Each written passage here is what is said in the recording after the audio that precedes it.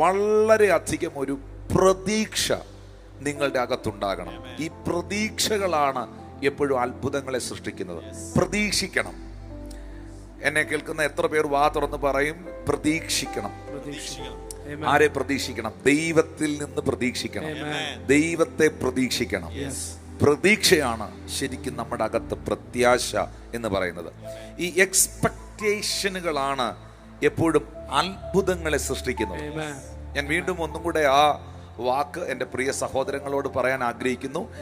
നിങ്ങളുടെ അകത്ത് ദൈവത്തെ നിങ്ങൾ പ്രതീക്ഷിക്കുന്നവരാണെങ്കിൽ, ദൈവത്തിൽ നിങ്ങൾ ചിലത് പ്രതീക്ഷിക്കുന്നവരാണെങ്കിൽ, നിങ്ങളെയാണ് വിശ്വാസികൾ എന്ന് വിളിക്കുന്നത്. ഹല്ലേലൂയ. ദൈവത്തിൽ നിന്നൊന്നും പ്രതീക്ഷിക്കാത്തവരുണ്ട്. ഹല്ലേലൂയ. വില്യം കേറി പറഞ്ഞൊരു വാക്കുണ്ട്, ദൈവത്തിൽ നിന്ന് വലിയ പ്രതീക്ഷിക്കുക, ദൈവത്തിനായി വലിയ കാര്യങ്ങളെ ചെയ്യുക. ഹല്ലേലൂയ. ദൈവത്തിൽ നിന്ന് വലിയവ പ്രതീക്ഷിക്കുക, ദൈവത്തിനായി വലിയ കാര്യങ്ങളെ ചെയ്യുക. ഡോക്ടർ വില്യം കേറിയുടെ വാക്കുകളാണത്. ഹല്ലേലൂയ. ഈ എക്സ്പെക്ടേഷൻ, ആ എക്സ്പെക്ടേഷൻ ആണ് അത്ഭുതങ്ങളെ സൃഷ്ടിക്കുന്നത്. ആവശ്യക്കാരനാണോ നിങ്ങൾ? താല്പര്യത്തോടിരിക്കുന്ന ആളാണോ? കർത്താവേ, എൻ്റെ പ്രിയ പിതാവേ, എൻ്റെ യേശുവേ, എനിക്ക് വേണ്ടി, എൻ്റെ കുടുംബത്തിന് വേണ്ടി അങ്ങൊന്ന് ഇറങ്ങി വരണേ എന്ന് പ്രാർത്ഥിക്കുന്ന ഒരു മകളാണോ നിങ്ങൾ? നിശ്ചയമായിട്ടും മകളെ, മകനെ, കുഞ്ഞെ, നിന്റെ നിലവിളിക്ക് എൻ്റെ ദൈവം മറുപടി തരും. നിന്നെ ഒരിക്കലും കർത്താവ് നിരസിച്ച് കളയത്തില്ല. എപ്പോഴും നിങ്ങൾ ചർച്ചിൽ വരുമ്പോൾ, നിങ്ങൾ ആരാധനയ്ക്ക് പോകുമ്പോൾ ഭയങ്കര പ്രതീക്ഷയോടെ വേണം ഓരോ ഞായറാഴ്ചയും ചർച്ചിൽ വരാൻ. നിങ്ങൾ ഏത് ആരാധനയിലാണ് പോകുന്നത്, എവിടെയാകട്ടെ. ഹല്ലേലൂയ. നിങ്ങളുടെ ചർച്ച് ഒരു ബ്ലെസ്ഡ് ചർച്ചാണ്. നിങ്ങളുടെ ദൈവദാസൻ ഒരു അനുഗ്രഹിക്കപ്പെട്ട ദൈവ മനുഷ്യനാണ്. നിങ്ങൾ എവിടെ പോയാലും, ഒരു കൺവെൻഷന് പോയാലും, ഒരു മീറ്റിംഗ് കൂടിയാലും, ഒരു മെസ്സേജ് കേട്ടുകൊണ്ടിരിക്കുമ്പോഴും, വേറൊരു പ്രസംഗം, കർത്താവിൻ്റെ വചനത്തിലുള്ള ഒരു സന്ദേശം നിങ്ങൾ കേൾക്കുമ്പോഴും, എപ്പോഴാണെങ്കിലും കർത്താവെ, നീ ഇതിനകത്തൂടെ എന്നോടൊന്ന് സംസാരിക്കണേ, ദൈവത്തിൻ്റെ ആത്മാവെ എന്നോടൊന്ന് ഇടപെടണേ എന്ന് നിങ്ങൾ പ്രാർത്ഥനയോടെ ഇങ്ങനെ കൊതിയോടെ കേൾക്കുന്ന ഒരാളാണെങ്കിൽ അതിനകത്തും നിങ്ങൾക്കുള്ള ഒരു മെസ്സേജ് ഉണ്ടായിരിക്കും. അതിനകത്തും ഒരു കൊച്ചു കുഞ്ഞായിരിക്കും, 12 വയസ്സുള്ള 10 വയസ്സുള്ള ഒരു കൊച്ചു മകനായിരിക്കാം ചിലപ്പോൾ പറയുന്നത്. സൺഡേ സ്കൂളിൻ്റെ യോഗമായിരിക്കാം നടക്കുന്നത്, സൺഡേ സ്കൂളിൻ്റെ സമാപന സമ്മേളനത്തിന് പറഞ്ഞ ആശംസാ പ്രസംഗമായിരിക്കാം. അതിനകത്തു നിന്നും ഇങ്ങനെ പ്രതീക്ഷയോട് ഇങ്ങനെ കർത്താവ് എന്തെങ്കിലും ഒരു വചനം എനിക്ക് തരണേന്ന് ഇങ്ങനെ കൊതിയോടെ നോക്കിയിരിക്കുന്ന ആൾക്ക് ആ ആശംസാ പ്രസംഗത്തിനകത്തു നിന്നും ദൈവം ഒരു മെസ്സേജ് കൊടുക്കും. യേശു കർത്താവ് പറയുന്ന ഒരു കാര്യമുണ്ട്, യോഹന്നാൻ 7:37, ദാഹിക്കുന്നവൻ എൻ്റെ അടുക്കൽ വന്ന് കുടിക്കട്ടെ, എന്നിൽ വിശ്വസിക്കുന്നവന്റെ ഉള്ളിൽ നിന്ന് തിരുവെഴുത്ത് പറയുന്ന പോലെ ജീവജലത്തിന്റെ നദി ഒഴുകും. വിമർശിക്കുന്നവന്റെ ഉള്ളിൽ നിന്ന് ഒഴുകുമെന്നല്ല എഴുതിയിരിക്കുന്നേ, വിശ്വസിക്കുന്നവന്റെ ഉള്ളിൽ നിന്ന് ഒഴുകുമെന്ന. തൃപ്തനായിരിക്കുന്നവന്റെ ഉള്ളിൽ നിന്ന് ഒഴുകുമെന്നല്ല. ദാഹം വേണം. ദാഹം എപ്പോഴും, ആ ഒരു തേഴ്സ്റ്റ് നമ്മുടെ അകത്ത് വേണം. നമ്മുടെ ഉള്ളിൽ കർത്താവിൽ നിന്ന് സ്വീകരിക്കാൻ ആ ദാഹം വേണം, ആ എക്സ്പെക്ടേഷൻ വേണം. വർഷിപ്പ് ടീം പാടാൻ കയറുക, വർഷിപ്പ് ടീം വർഷിപ്പ് ലീഡ് ചെയ്യാൻ കയറുക, ആ വർഷിപ്പ് ടീം അല്ലെങ്കിൽ ആ പാടുന്ന സഹോദരന്മാര് ആ പാട്ട് പാടാൻ കയറുമ്പോൾ തന്നെ ഹൃദയത്തിനകത്ത്, കർത്താവെ, ഇന്നത്തെ ആരാധനയിൽ നിന്റെ സാന്നിധ്യം എനിക്ക് അനുഭവിക്കണം കർത്താവെ. നിങ്ങളൊന്ന് കൊതിയോടെ നിന്ന് നോക്കിയേ, ഒന്ന് കൊതിയോടെ പ്രാർത്ഥിച്ചു നോക്കിയേ, ഒന്ന് ദാഹത്തോടെ നിന്ന് നോക്കിയേ. ദാഹിക്കുന്നവനെ, ആഗ്രഹിക്കുന്നവനെ തൃപ്തിപ്പെടുത്തുന്ന ദൈവം, തൃപ്തനാക്കുന്ന കർത്താവ് നിങ്ങളെ നിറയ്ക്കുവാനായിട്ട് ഇടയായി തീരും. പ്രിയപ്പെട്ടവരെ, എക്സ്പെക്ടേഷൻ, പ്രതീക്ഷയുള്ള കൂട്ടങ്ങളുടെ നടുവിൽ അത്ഭുതം സംഭവിക്കും. ഞാൻ 1-2 സംഭവങ്ങൾ പറയും. ഇപ്പോൾ ഈ വായിച്ച ഈ യോഹന്നാന്റെ സുവിശേഷം 5-ാം അധ്യായത്തിന്റെ 3-ാം വാക്യം അല്ലെ, അവരെന്തോ എക്സ്പെക്ട് ചെയ്യുന്നേ? ആ കൂട്ടം ബെഥേസ്ദ കുളക്കരയിൽ ആ മണ്ഡപങ്ങളിൽ കിടക്കുന്നവരെന്തുവാ പ്രതീക്ഷിക്കുന്നേ? They are expecting healing. അവർ പ്രതീക്ഷിക്കുന്നത് സൗഖ്യങ്ങളാണ്. അതുകൊണ്ട് അവിടെ എന്ത് സംഭവിക്കുന്നു? അവിടെ സൗഖ്യങ്ങൾ സംഭവിക്കുന്നു. നിങ്ങൾ എന്താണോ ദൈവത്തിൽ നിന്ന് പ്രതീക്ഷിക്കുന്നത്, ആ പ്രതീക്ഷകളെയാണ് ദൈവം അത്ഭുതമാക്കുന്നത്. ഈ പിശാചിന്റെ എല്ലാ കാലത്തുമുള്ള തന്ത്രം എന്നാണെന്നറിയാവോ? ദൈവത്തിലുള്ള പ്രതീക്ഷകൾ ഇല്ലാതെയാക്കും. ഈ പല ആളുകളും അവരാഗ്രഹിച്ച, അവർ പ്രതീക്ഷിച്ച ഒരു കാര്യം നടക്കാതെ വരുമ്പോൾ അവരുടെ അകത്ത് ഡിപ്രഷൻ വരും, നിരാശ വരും. പ്രതീക്ഷിച്ച കാര്യം, ആ പ്രതീക്ഷിച്ച പൈസ കിട്ടിയില്ല, പ്രതീക്ഷിച്ച വിവാഹം നടന്നില്ല, പ്രതീക്ഷിച്ചതായ ബിസിനസ്സിനകത്ത് ആ ടേൺ ഓവർ ഉണ്ടായില്ല, ആ ബിസിനസ് ക്ലോസ് ചെയ്യേണ്ടി വന്നു. എക്സ്പെക്റ്റേഷൻ ഓപ്പോസിറ്റ് ആയിട്ടുള്ള കാര്യങ്ങൾ സംഭവിച്ചു. അപ്പോൾ അവർക്ക് നിരാശ വരും, ഡിപ്രഷൻ വരും. ആ ഡിപ്രഷൻ വരുമ്പോഴാണ് പലരും ആത്മഹത്യയിലേക്കും തകർച്ചയിലേക്കും പോകുന്നത്. എന്നാൽ ഞാൻ ഇങ്ങനെ നിങ്ങളോട് പറയാൻ ആഗ്രഹിക്കുന്നു, ഞാൻ യഹോവയെ എല്ലാ കാലത്തും വാഴ്ത്തും.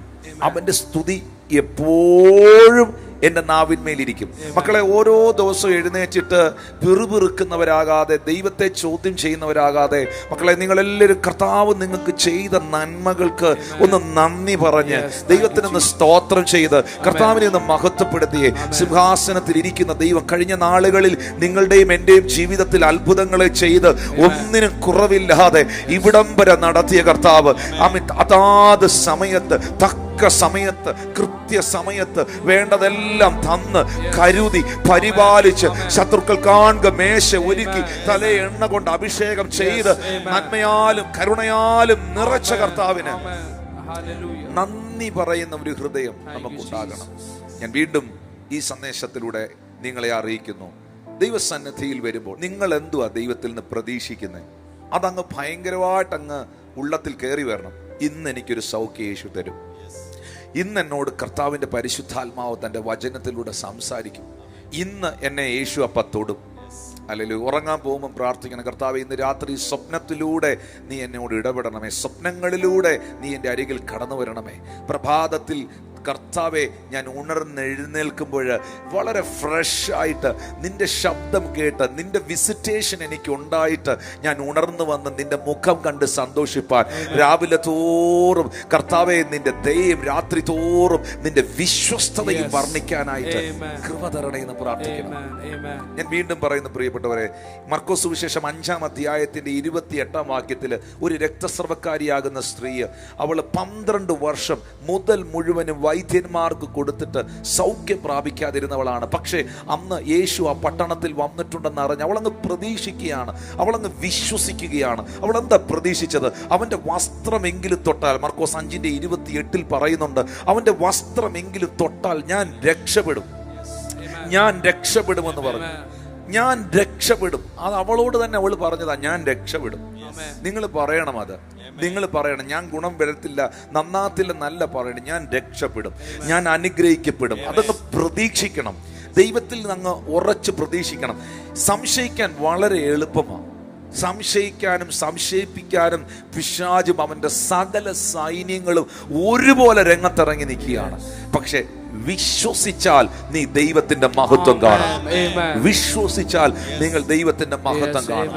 അവന്റെ വസ്ത്രത്തിന്റെ തൊങ്കലേലും തൊട്ടാൽ സൗഖ്യം വരും എന്നങ്ങ് പ്രതീക്ഷിക്കുകയാണ്. ഞാൻ ചോദിക്കട്ടെ, ആ പ്രതീക്ഷ അത്ഭുതത്തിലേക്ക് നടത്തിയില്ലേ? ആ പ്രതീക്ഷ വിഫലമായി പോയോ? ആ പ്രതീക്ഷ താറുമാറായി പോയോ? 12 വർഷം മുതൽ മുഴുവനും വൈദ്യന്മാർക്ക് കൊടുത്തിട്ട് സൗഖ്യമാകാതിരുന്ന ആ സഹോദരി പ്രതീക്ഷയോടെ ആ വീട്ടിൽ നിന്ന് ഇറങ്ങിപ്പോയി. ആ വസ്ത്രത്തിന്റെ തൊങ്കലേലും, യേശുവിന്റെ വസ്ത്രത്തിന്റെ തൊങ്കലേലും തൊട്ടാൽ സൗഖ്യം വരുമെന്ന് പറഞ്ഞ അവളുടെ പ്രത്യാശയ്ക്ക്, പ്രതീക്ഷയ്ക്ക് ഭംഗം വന്നോ? വന്നില്ല. ഹല്ലേലൂയ. വേദപുസ്തകത്തില് ലൂക്കോസ് സുവിശേഷം 8-ാം അധ്യായത്തിന്റെ 40-41 വാക്യങ്ങൾ വായിക്കുമ്പോൾ അവിടെ രേഖപ്പെടുത്തിയിട്ടുണ്ട്, യേശു മടങ്ങി വന്നപ്പോൾ പുരുഷാരം അവനെ സന്തോഷത്തോടെ കൈക്കൊണ്ടു. അവരെല്ലാവരും അവനായിട്ട് കാത്തിരിക്കുകയായിരുന്നു. അവരെല്ലാവരും അവനായിട്ട് കാത്തിരിക്കുകയായിരുന്നു. അപ്പോൾ പള്ളിപ്രമാണിയായ യായിറോസ് എന്ന പേരുള്ള മനുഷ്യൻ വന്ന് യേശു കർത്താവിന്റെ കാൽക്കൽ വീണു.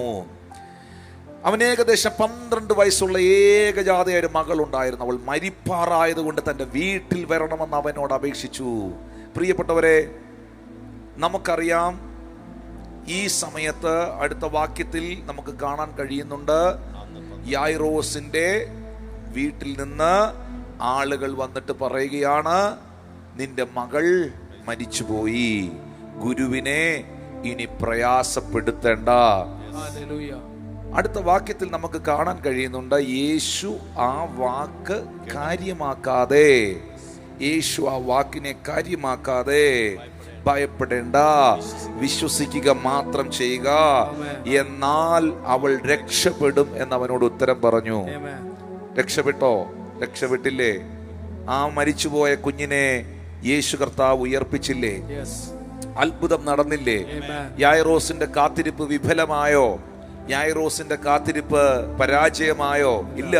യായിറോസിന്റെ കാത്തിരിപ്പ് പരാജയമായില്ലെങ്കിൽ, 12 വർഷം രക്തസ്രവക്കാരി സ്ത്രീയുടെ കാത്തിരിപ്പ് പരാജയമായില്ലെങ്കിൽ, 18 വർഷം കൂനയായ സ്ത്രീയുടെ കാത്തിരിപ്പ് പരാജയമായില്ലെങ്കിൽ, ബെഥസ്ദ കുളക്കരയിൽ കിടന്ന 38 വർഷം സൗഖ്യം കാത്തിരുന്നവന്റെ കാത്തിരിപ്പ് പരാജയമായില്ലെങ്കിൽ, അത് അത്ഭുതമായെങ്കിൽ, ദൈവത്തെയും ദൈവത്തിന്റെ പ്രവൃത്തിയെയും കാത്തിരിക്കുന്ന നിങ്ങളുടെ ജീവിതത്തിലും സ്വർഗത്തിലെ ദൈവം ഒരു അത്ഭുതം ചെയ്യും. ഒരിക്കലും നമ്മുടെ എക്സ്പെക്ടേഷൻ, ദൈവത്തിലുള്ള നമ്മുടെ പ്രതീക്ഷ നഷ്ടപ്പെടരുത്. ഞാൻ വീണ്ടും ആ പ്രിയ മകളോട്, മകനോട് ദൈവവചനത്തിൽ അറിയിക്കുന്നു, മോനെ, മോളെ, സഹോദര, സഹോദരി, പ്രിയ അമ്മേ, പ്രിയ പിതാവേ, ദൈവത്തിലുള്ള നിങ്ങളുടെ പ്രതീക്ഷ ഒരിക്കലും നഷ്ടപ്പെടരുത്. ഇപ്പോൾ ഹോസ്പിറ്റലിലായിരിക്കുന്ന, രോഗക്കിടക്കയിലായിരിക്കുന്ന ആ വ്യക്തിയോടുള്ള ബന്ധത്തിൽ ഡോക്ടർമാർ എപ്പോഴും പറയുന്നത്, ചിലപ്പോൾ പറയുന്ന കാര്യമാണ്, സീരിയസ് ആണ്, പ്രതീക്ഷയ്ക്ക് വകയില്ല. ഡോക്ടർമാർ ഒരു പക്ഷേ പ്രതീക്ഷയ്ക്ക് വകയില്ലെന്ന് അവർ പറയുന്നത് ശരിയായിരിക്കാം, അങ്ങനെയായിരിക്കാം. പക്ഷേ ദൈവസന്നിധിയിൽ പ്രതീക്ഷിക്കുന്നെങ്കിൽ, വൈദ്യശാസ്ത്രം പ്രതീക്ഷയ്ക്ക് വകയില്ലെന്ന് പറഞ്ഞതിനകത്തും യേശു അത്ഭുതം ചെയ്തിട്ടുണ്ട്. നിങ്ങൾക്ക് എത്ര കേസ് അറിയാം? എനിക്ക് ഒത്തിരി പേരുടെ ജീവിതാനുഭവങ്ങൾ ഞാൻ കേട്ടിട്ടുണ്ട്, ഒരുപാട് പേരുടെ കേസ് കേട്ടിട്ടുണ്ട്. ഹല്ലേലൂയ. എത്രയോ സാക്ഷ്യങ്ങൾ ഈ പ്ലാറ്റ്ഫോമിൽ ആ നിലകളിലുള്ളത് വന്ന് പറഞ്ഞിട്ടുണ്ട്. അവരിന്ന് ആയുസ്സോടെ, ആരോഗ്യത്തോടെ ഇരുന്ന് കർത്താവിനെ മഹത്വപ്പെടുത്തുന്നു. 22 വർഷം മക്കളില്ലാത്തവർ, 28 വർഷം മക്കളില്ലാത്തവർ, ഇനി തലമുറകൾ ഉണ്ടാകത്തില്ല എന്ന് ഡോക്ടർമാർ വിധി എഴുതി എല്ലാ ട്രീറ്റ്മെന്റുകളും അവസാനിപ്പിച്ച ദമ്പതികൾക്ക്, കുടുംബങ്ങൾക്ക് യേശു അപ്പ അബ്രഹാമിന്റെയും സാറായുടെയും ദൈവം, എലിസബത്തിന്റെയും സക്കറിയാവിന്റെയും ദൈവം, ലേയുടെ ദൈവം, ഹല്ലേലൂയ, അത്ഭുതത്തെ ചെയ്തിട്ടുണ്ട്. ഹന്നായുടെ ദൈവം അത്ഭുതത്തെ ചെയ്തിട്ടുണ്ട്. പ്രതീക്ഷിക്കുക, പ്രതീക്ഷ പോകരുത്. നിങ്ങളുടെ വീട്ടിൽ ദൈവത്തിന്റെ പ്രവൃത്തി വെളിപ്പെടും.